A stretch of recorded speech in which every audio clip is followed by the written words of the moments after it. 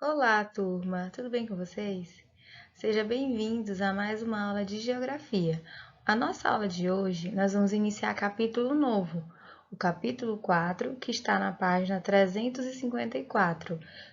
Esse capítulo ele vai tratar sobre clima, vegetação e as paisagens terrestres. Para iniciar a nossa aula, eu vou fazer o seguinte questionamento para vocês. Por que existem diferentes paisagens no mundo? Você saberia explicar? Vamos observar as imagens a seguir. Essas paisagens representam diferentes lugares da superfície terrestre. Essas diferentes paisagens são resultado da diversidade climática da Terra, com destaque para a variação da temperatura e umidade. Assim, passa a existir coberturas vegetais distintas. Neste capítulo, estudaremos os elementos atmosféricos que interagem e influenciam as características dos climas e das formações vegetais do mundo. Envolvendo a litosfera, existe uma camada invisível, porém vital para nós, seres humanos, chamada atmosfera. Sem ela, não haveria condições de sobrevivência para a maioria das espécies vivas do planeta.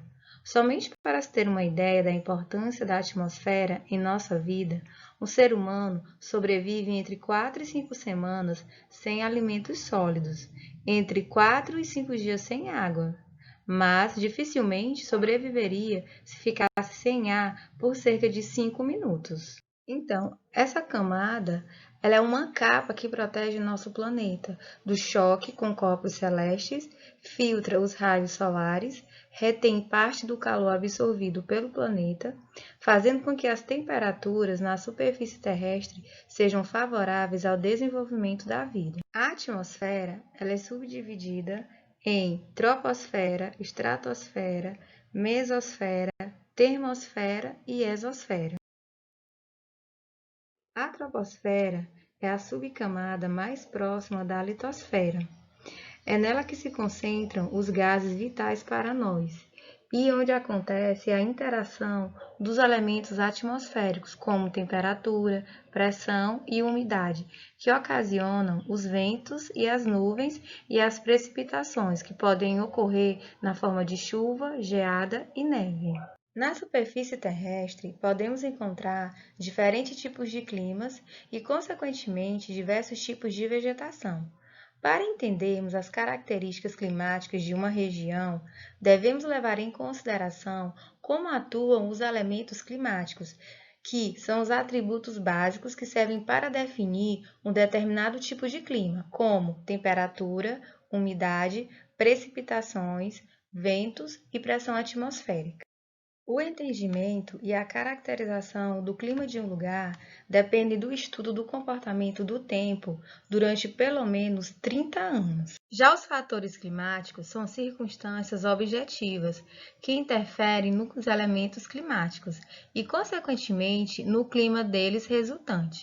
Podem ser estáticos quando mantêm a mesma ação ao longo do tempo, como latitude, altitude, maritimidade, continentalidade e relevo, ou dinâmicos, quando sua ação pode variar de intensidade, como as massas de ar e as correntes marítimas. Um exemplo da influência dos fatores climáticos é o deserto do Atacama, localizado na região norte do Chile e se estende até a fronteira com o Peru. Observe na imagem que ele está próximo do litoral. Geralmente, as áreas próximas do litoral são úmidas. Então, o que explica a existência do deserto do Atacama? Aí é que entram os fatores climáticos, como as correntes marítimas e o relevo. Nessa região, a presença de correntes marítimas frias inviabiliza a evaporação da água do oceano, impedindo a formação de chuvas, tornando as áreas costeiras áridas.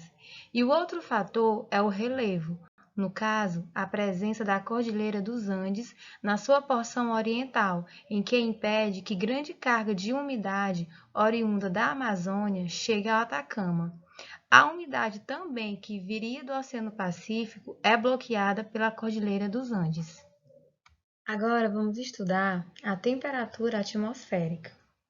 Os raios solares são responsáveis por controlar parte da temperatura atmosférica, que corresponde ao grau de calor do ar da atmosfera em determinado momento.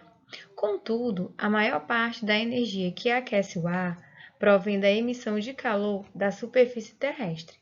Vamos analisar a imagem ao lado. A superfície terrestre, ela não recebe toda a energia enviada pelo Sol. Apenas parte dela chega até a superfície, que a retém por certo tempo sob a forma de calor, liberando-a depois para a atmosfera. Esse aquecimento provoca um aumento na agitação das partículas dos gases que compõem a atmosfera. Por isso, afirmamos que o aquecimento da atmosfera ocorre de forma direta e indireta. O estado de agitação das partículas é medido pela temperatura. Então, a temperatura é a capacidade que os corpos têm de reter calor. Agora vamos falar sobre a latitude. A atmosfera não apresenta a mesma temperatura em todas as porções da Terra.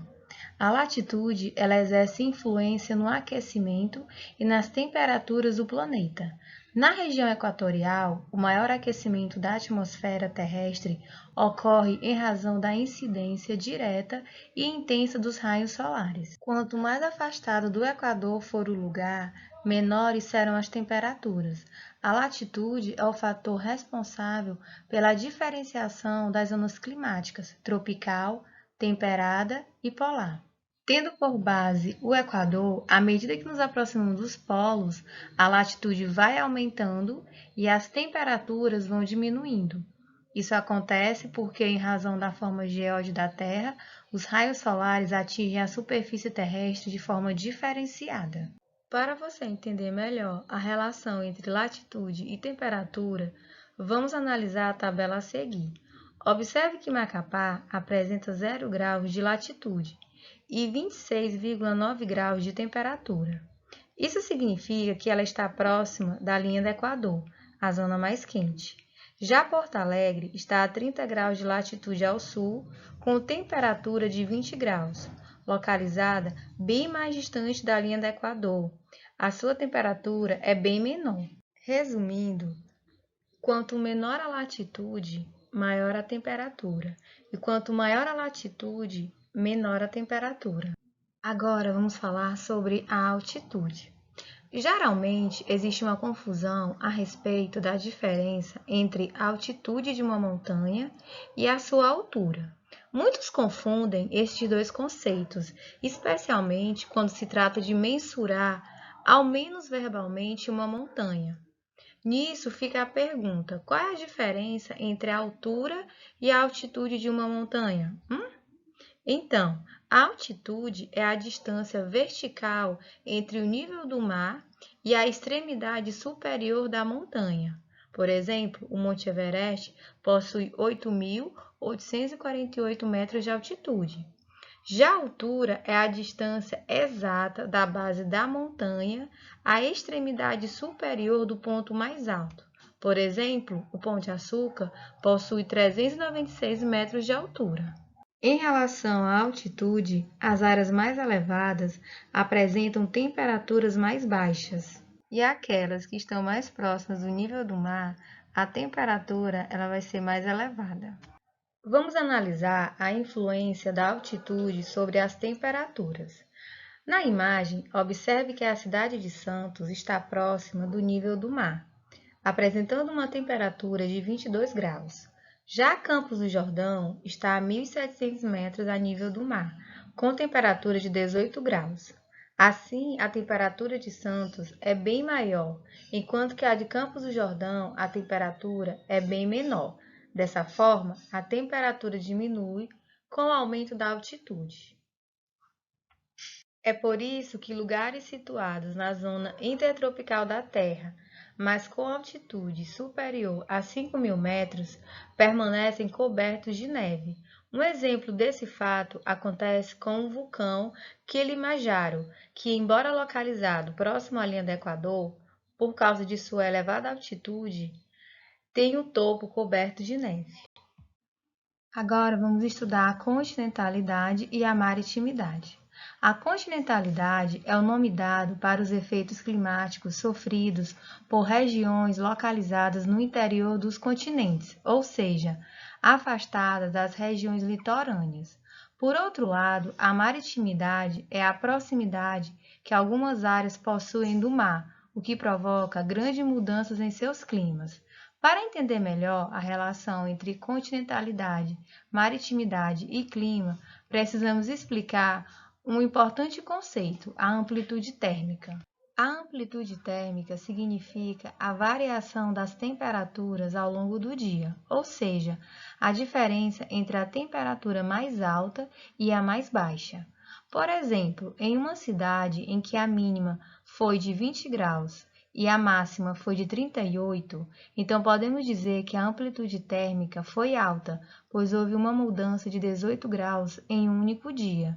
Já em outra área, em que a mínima foi de 22 graus e a máxima de 25 graus, a amplitude foi baixa, pois houve uma alteração de 3 graus na temperatura durante o dia. Dessa forma, é preciso lembrar que regiões com maior umidade costumam ter uma amplitude térmica menor. Em outras palavras, as áreas que possuem maior quantidade de água no ar, em forma de vapor, tendem a ter menos variações de suas temperaturas, deixando o clima mais constante ao longo do dia. Agora que já sabemos a relação entre a umidade, ou seja, a quantidade de água na atmosfera, e a amplitude térmica, podemos entender os efeitos da continentalidade e da maritimidade. Geralmente, as áreas litorâneas mais próximas do mar recebem mais umidade, já as áreas mais afastadas recebem menos umidade. Portanto, quanto maior a continentalidade, menor é a umidade e maior é a amplitude térmica. Quanto maior a maritimidade, maior é a umidade e menor é a amplitude térmica. Isso significa que as áreas localizadas no interior dos continentes variam mais suas temperaturas. Já as regiões mais próximas ao mar tendem a apresentar temperaturas mais constantes durante o dia e até no decorrer do ano, pois o ar está mais úmido nessas localidades. E assim, turma, chegou ao fim a nossa aula de hoje. Até a próxima, um grande abraço!